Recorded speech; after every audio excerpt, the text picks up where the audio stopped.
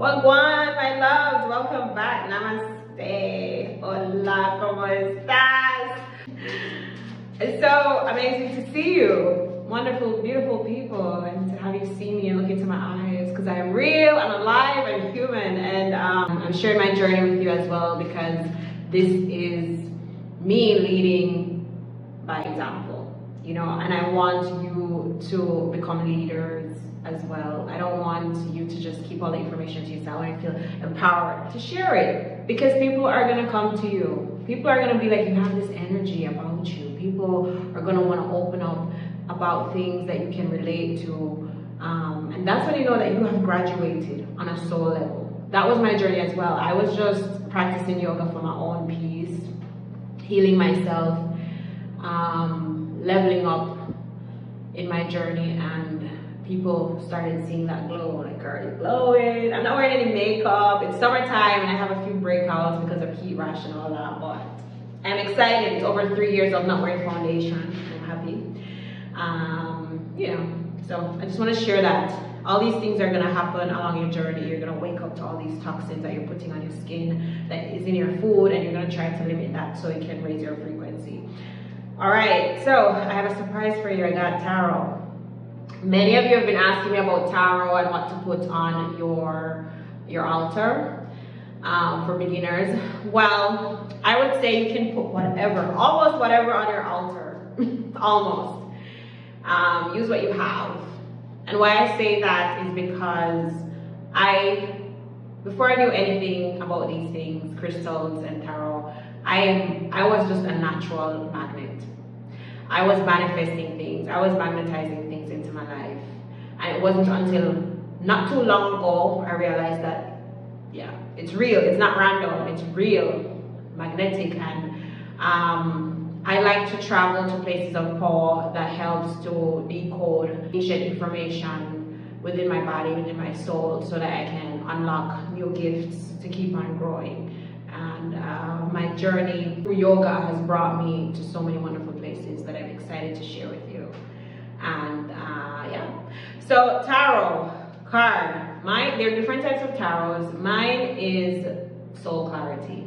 Whatever is sitting on your soul, whatever is sitting on your subconscious, whatever is keeping you up at night, whatever you're indecisive of, because you have that information. You know, I'm not bringing in anything new to you. I'm here to help you to remember who you are and what your soul purpose is, and that will set you free, and that will help you to reach that state of bliss, ultimate peace and happiness. So if you feel like deep within your soul, your girlfriend or your boyfriend is cheating on you, you're like, oh my God, I feel but I don't have evidence. And you're like, should I leave him? Should I call it out? What should I do? Yada yada yada yada yada yada. You know, like this is gonna bring the truth to the table. Whether it is you need to set firm boundaries within your relationship, or he needs to set firm boundaries, because you know there are different types of relationships out there, and I choose that there is no wrong or right. It's just it's what works with you, right? What's vibing, what's compatible. So that's just an example. If you feel like you know, like, oh my God, I hate my job, it doesn't feed my soul, I'm just trying to pay my bills, and you know, like, I don't want to live like this anymore. I have a talent and I want to pursue it. The tarot will help you work through it. It's divination tarot, and it works with purity and the highest good. Light energy, white energy, light energy. All right, so now it's time to set your intention, whether it's for health, wealth, business, love, relationship of any sort, or just general reading. Take a deep breath, long exhale, one more time, and then just gonna pluck one card. All right, choose one card. Well, I'm gonna choose it for you. Today I feel like going in the middle. In the middle. Oh yeah. So Seven of Swords. Seven of Swords. Seven of Swords. Seven. So we're working with numerology as well as the symbol, as you see. This person is like la da dee da da, la da da da, carrying the swords forward, 5 swords going forward, 2 swords behind, somewhat retreating from, I don't know, it looks like war or some, yeah, because in the background you can see, you know, like the silhouette of like other people like waving their swords.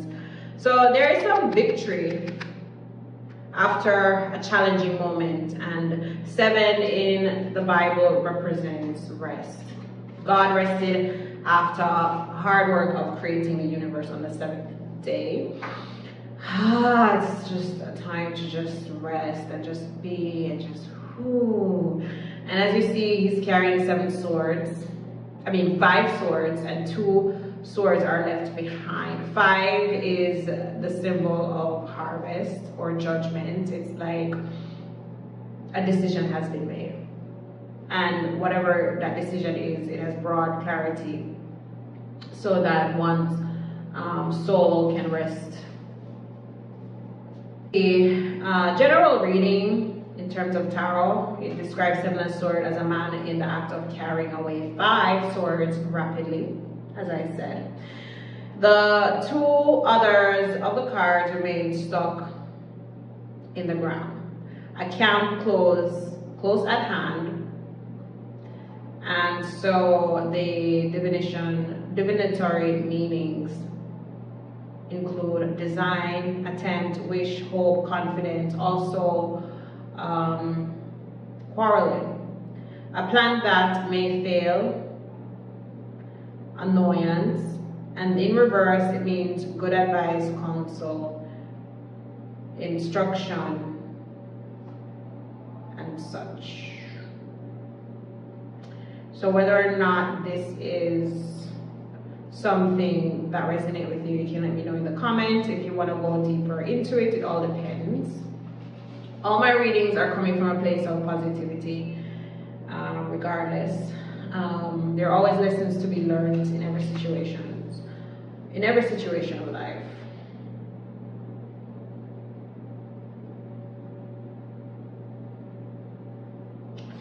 Yeah, so yeah, something that you've hoped for, something that you've been dreaming about working towards, is calling you to just rest.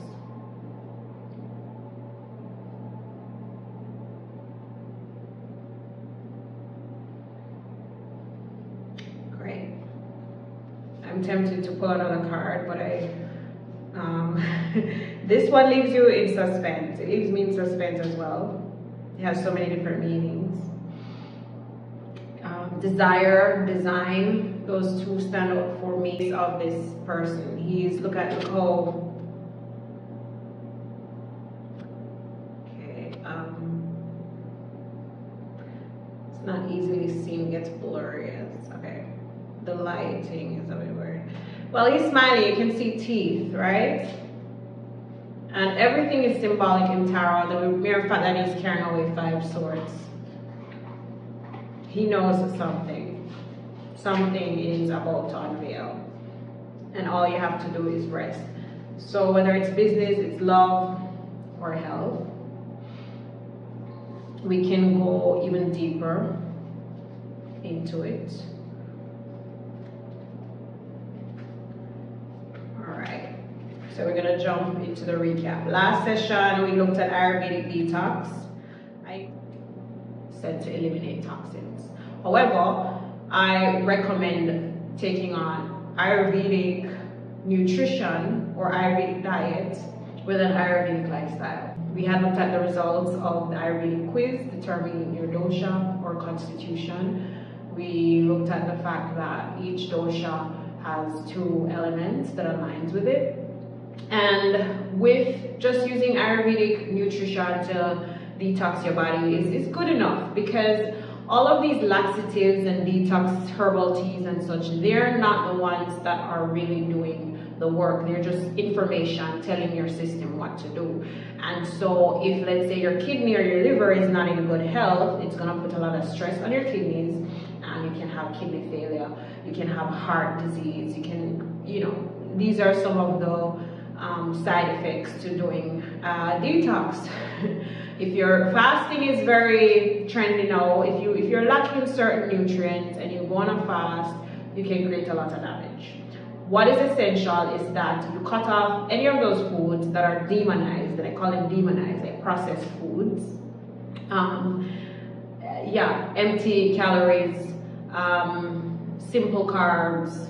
You wanna just stay away from those. Eat whole foods. Whole foods carry just the right amount of nutrients, fiber, and all the essentials that your body needs to perform. So you want to eat foods that are gonna boost your lymphatic system or strengthen your immune system, strengthen your liver, strengthen your kidney, which means you're gonna cut out excessive oils, unhealthy fats, alcohol, smoking, all of those things that create blockage throughout your immune system, your lymphatic system, your kidneys, and your liver, as well as your skin, because these are the organs that are responsible for detoxification of the body.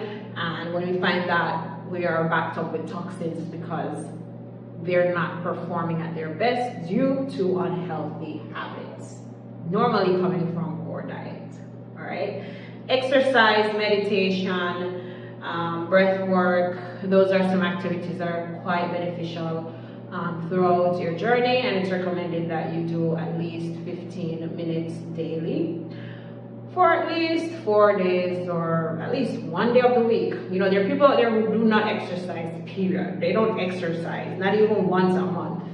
So for once a week, it's a good start. Alrighty, now we're gonna jump into the next lesson. Okay, so another thing to understand about yoga, you know, you can try to learn the Sanskrit words, but depending on what your intention is, as a beginner, you want to apply this to your life.